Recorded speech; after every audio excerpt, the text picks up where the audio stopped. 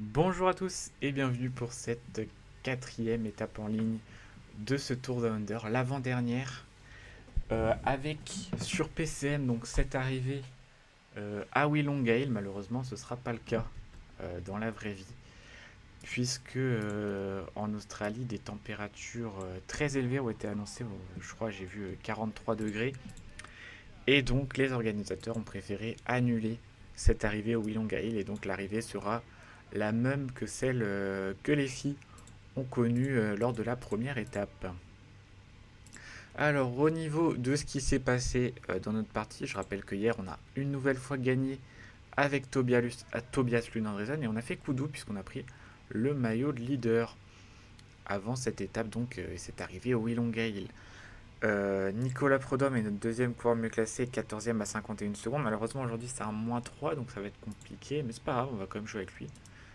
Hop, je vais protéger avec Antoine Loth et Chamberlain qui va protéger Tobias Lund-Andresen.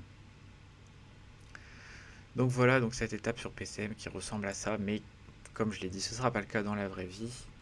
Malheureusement, bon après, le classement général étant déjà joué, sauf énorme problème, cette étape du Willongale n'aurait pas eu grand intérêt à part peut-être voir encore une victoire de l'équipe UAE, que ce soit Jevine ou Jonathan Narvaez. Donc, si on doit parler de l'étape qui s'est déroulée hier, c'était une victoire de Sam Welsford devant Tobias Lund-Andresen qui décidément fait un très bon Tour Down Under. Alors, c'est pas forcément. Enfin, on sait que c'est un sprinter avec de l'avenir, mais on s'attendait pas forcément à le voir aussi performant. Et voir cette équipe Decathlon CMA CGM revivre finalement du côté des sprints massifs, ce qui n'était pas arrivé depuis de nombreuses années. Et la troisième place, c'est Lewis Bauer qui l'a pris. Alors ça, c'est une petite surprise peut-être de la Groupama FDJ, Lewis Bauer, Groupama FDJ United, pardon. Lewis Bauer qui est peut-être le sprinter qu'ils attendent dans l'équipe. C'est qu'il y a Paul Pénoët qui a sa pointe de vitesse, mais qui malheureusement a un peu de mal dans les sprints face aux mastodontes du peloton. Donc pourquoi pas avoir un coureur comme Lewis Bauer se développer petit à petit pour devenir une figure incontournable de l'équipe du côté du sprint. Quoi d'autre à dire sur l'étape? Il y a eu deux abandons. Lennart Van Edvelt notamment qui a abandonné. Il était tombé sur l'étape d'avant-hier. Donc voilà, l'abandon de Lennart Van Edvelt. Il y a eu des chutes aussi dans l'étape avec Adam Yates notamment qui est tombé, mais ça n'a pas eu de conséquences sur le classement général. Peut-être il y a eu des conséquences physiques, ça je ne sais pas. Mais voilà pour l'étape qui s'est déroulée hier. Nous, on va se concentrer sur l'étape d'aujourd'hui, donc forcément, ce qui va se passer dans cette vidéo n'aura aucun rapport avec ce qui va se passer dans la vraie vie, parce que bah, l'étape, du coup, devient réservée aux sprinteurs et plus aux punchers grimpeurs, donc ça va changer de nombreuses choses, et des coureurs qui ambitionnaient pas forcément de pouvoir s'imposer au Willongale vont commencer à réfléchir et se dire que finalement, ils peuvent s'imposer sur cette avant-dernière étape du Tour Down Under. Je pense à des coureurs qui n'ont pas gagné, comme Mathieu Brennan par exemple, qui fait même pas top 10 sur l'étape de hier, il fait 12e. Je pense à des coureurs comme Ethan Vernon, Jake Stewart, qui sont des belles cartes au sprint, mais qui n'ont pas réussi à trouver la faille encore. Jake Stewart qui fait 4e, je crois, hier. Donc, ouais, ça va créer une occasion de plus pour les sprinters avant une étape de dimanche qui sera un petit peu plus compliquée. Une étape qui sera réservée aux punchers, voire sprinters qui passent très bien les bosses, parce que je pense que pour des sprinters qui ont du mal avec les reliefs, ce sera un peu plus compliqué d'aller s'imposer sur cette dernière étape. Alors qu'on arrive dans la première ascension du Willongale, donc on passe de 3 dans la vraie vie à rien du tout. C'est dommage, mais bon, c'est comme ça, c'est pour la sécurité des coureurs. Le risque d'incendie étant trop élevé, il faut prendre les précautions, et l'organisateur a réagi et a bien réagi. Donc c'est ce qu'il fallait faire. Contrairement à l'Australie d'ailleurs, ici c'est tempête, donc il se peut que vous entendiez peut-être de la pluie si une grosse averse décide de lancer pendant cette vidéo, alors que Patrick Chassé continue de dire attaque dans le groupe de tête. Alors, une chose intéressante à savoir, c'est que c'est pas l'arrivée au sommet du Willonga Hill, il y a un petit replat sur la fin, donc ça faudra s'en méfier pour le sprint. La question que je me pose, c'est est-ce que je la joue réaliste et je joue 100% avec Nicolas Prodhomme, ou est-ce que je tente de faire passer Tobias Lundgren et d'aller pourquoi pas chercher la victoire au classement général. Je suis en train d'y réfléchir, mais quand je vois les formes qui baissent, je pense qu'on va plus jouer avec Nicolas Prodhomme malgré le -3, qui est dommage. Après avoir un Pierre Gautra, peut-être, pourquoi pas. De toute façon, je pense que le classement en général va être compliqué à remporter avec Nicolas Prodhomme. 51 secondes, ça se reprendra pas sur le Willonga. Donc on va voir, on a déjà 2 victoires d'étape, je pense que c'est un tour d'under réussi. Maintenant pourquoi pas attacher à un podium ou un top 5, voir qu'est-ce que ça donne. Donc on voit que c'est la NSN Pro Cycling qui roule avec la Visma, puisque faut savoir que Mathieu Brennan est compté comme favori dans le jeu. Alors dans la vraie vie, il y a peu de chances que ce soit le cas, mais dans le jeu, il est compté comme favori, donc on va voir qu'est-ce que ça donne. Alors qu'on avait une échappée d'ailleurs une échappée de 10 coureurs avec Lewis Bauer, Chris Hamilton, Max Walker, qui en a d'autres, Stian Ingebrigtsen, désolé pour la prononciation, Florian Cajamini, Pascal Encorn, Michael Google, Michel Kietowski, qui en a Mathieu Dinam et Davide Toneati. Est-ce que cette échappée a des chances d'aller au bout quand je vois la vitesse à laquelle roule le peloton? Je ne pense pas. Donc on va aller chercher des bidons avec Tord Gudmestad. Peloton qui roule à vive allure. Le sprint intermédiaire, ça sert à rien qu'on le joue, ils sont 10 devant. On a assez d'avance sur Mathieu Brennan quand même. Combien ça fait 26 points d'avance sur Mathieu Brennan, ce qui est pas mal. À l'arrivée, là, il y en aura 20. C'est élevé, je trouve, 20 points pour une étape qui arrive au sommet comme ça, mais bon, soit. On verra. Alors que crevaison de Filippo Fiorelli, alors qu'il roulait à l'avant du peloton. Je ne l'ai pas précisé aussi, mais je pense qu'à la fin de ce tour d'un under, on fera une petite vidéo récap avec les tops, les flops des tours d'under, que ce soit le tour d'under féminin ou le tour d'under masculin, donc qui se termine demain, le jour où vous voyez cette vidéo. Et puis bah, bon, pour moi c'est dans 2 jours puisque je tourne ça vendredi. Donc on voit toutes les équipes qui sont présentes ici. Alors sur le jeu, les favoris pour cette étape: Narvaez, Vine, Yates, O'Connor, Plap, Mauro Schmidt, pourquoi pas, Santiago Buitrago, Van Edvelt. Brennan, moi j'ai pas envie de le mettre dans les favoris, je pense pas que. Enfin, il a beau avoir 75 ballons sur le jeu, je pense pas que ça suffit pour s'imposer. Ici on a Finn Fisher Black. Ici il n'y a personne. Si Velasco. Prodhomme donc. Guillaume Martin, pourquoi pas. On verra ce que ça peut donner. Ici on a Mathieu Dinam. Mais bon, il est dans l'échappée donc ça m'étonnerait. On a Badjoli, Florian Stork, Marco Brenner, George Bennett, pourquoi pas. Corbin Strong, je sais pas trop, dans la vraie vie il est tombé, ça j'avais pas l'information quand j'ai donné mon pronostic hier.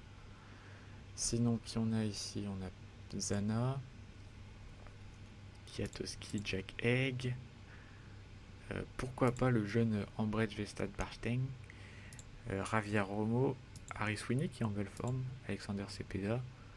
Ici on a Charmy Krohn. Et ici, pourquoi pas Bussato, même si j'y crois pas trop. Donc on va voir qu'est-ce que ça va donner. On arrive au 2e sprint intermédiaire et bientôt le pied de la 2e montée du Willonga Hill. Avec c'est la Lotto maintenant qui a roulé pour Lennart Van Edvelt. Alors Lennart Van Edvelt, si l'étape avait eu lieu dans la vraie vie, je pense que ça aurait été un gros favori. Moi c'était le favori que j'avais mis, malheureusement.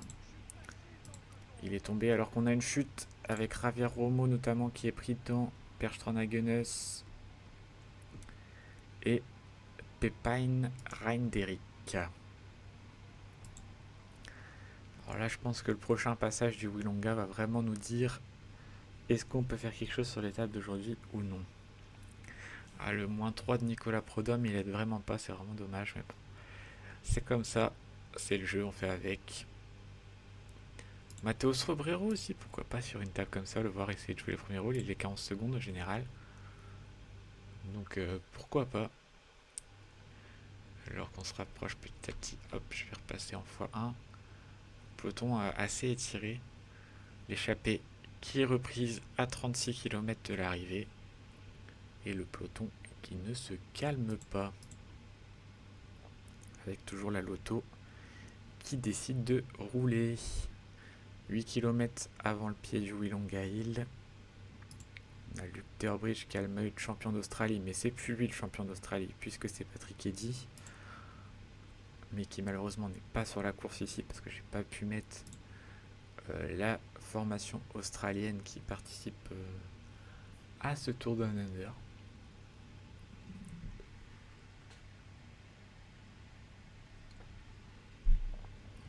Et Durbridge qui vient rouler pour Ben O'Connor peut-être, ou pour Luke Plapp, non, peut-être même plus pour Mauro Schmidt, le champion de Suisse, qui a réalisé un bon Tour Down Under, à voir s'il arrive à tenir sa 3ème place sur la dernière étape de demain.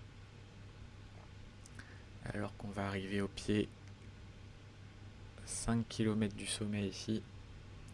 Et le pied dans 1,5 km de cette montée mythique du Tour d'Under.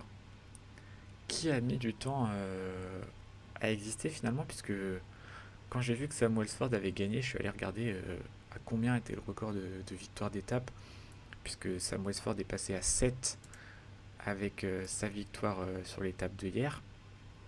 Donc je suis allé voir pour voir qu'est-ce que ça donnait. Et en fait, c'est André Greipel qui est le recordman de victoire sur ce Tour d'Under avec 18 succès à l'époque où c'était tout simplement une course qui était avec uniquement des étapes plates. Ce qui fait que André Greipel a pu faire une razzia d'étapes et être le recordman avec 18 victoires. Alors qu'on a Tobias Flandresen, c'est pour qui c'est compliqué, donc voilà. Le général avec Tobias va falloir oublier. Et Nicolas Prodhomme, ça va être compliqué d'aller chercher la victoire. Hop. Est-ce que Callum Scottson va réussir à rentrer? On a du Andras Krohn qui est lâché.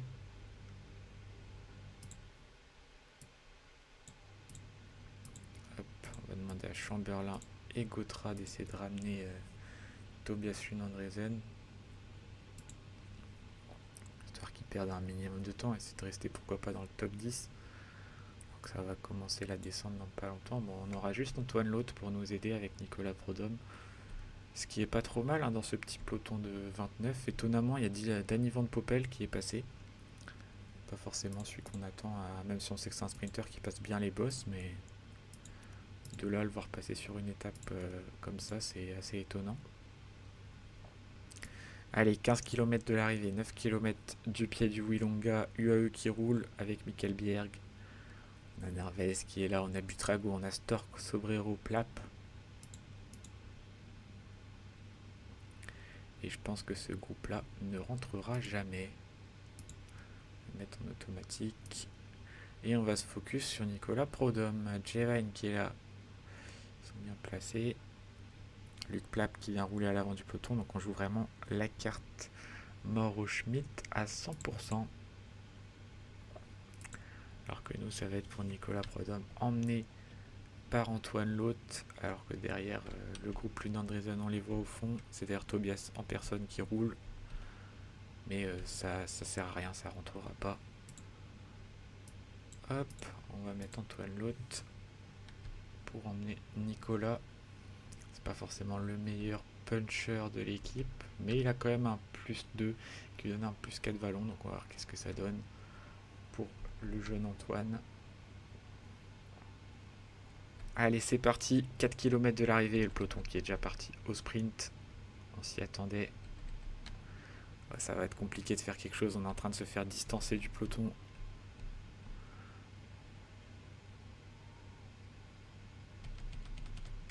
On va prendre les gels. Allez, on remonte petit à petit.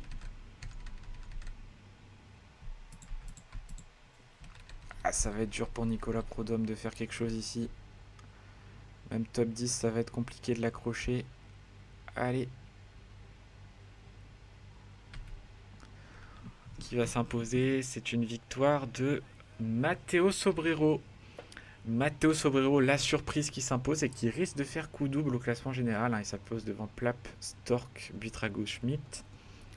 Nous, on va finir loin avec Nicolas Prodhomme. Ça va être malheureusement une 14e place, comme au classement général, devant Van Edveld, Fischer Black, Brennan, Strong, Zambanini, etc. Le moins 3 qui n'a pas aidé, plus tous nos coéquipiers qui se font lâcher dans la montée d'avant. C'était compliqué pour Nicolas Prodhomme, je pense pas qu'on va réussir à faire top 10. Mais comme je l'ai dit, le contrat est réussi, on a gagné 2 victoires d'étape. On va essayer de ramener ce maillot du sprint. Et on va faire le meilleur résultat possible sur l'étape de demain. Cette petite fois en fontaine, aujourd'hui c'est pas Manlio Moro, le dernier. Donc Matteo Sobrero qui s'impose devant Luc Plap et Florian Stork. Il fait coup double en prenant la tête du classement général. Santiago Buitrago 2ème à 16 secondes, Mauro Schmidt 3ème à 21 secondes. On a Nicolas Prodhomme qui est remonté 8ème à 50 secondes.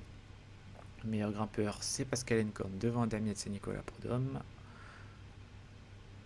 Le meilleur sprinter, ça reste Tobias Lund Andresen. Je pense qu'il est assuré avec 26 points d'avance. Ce sera à vérifier, mais il y a des chances qu'on puisse le ramener.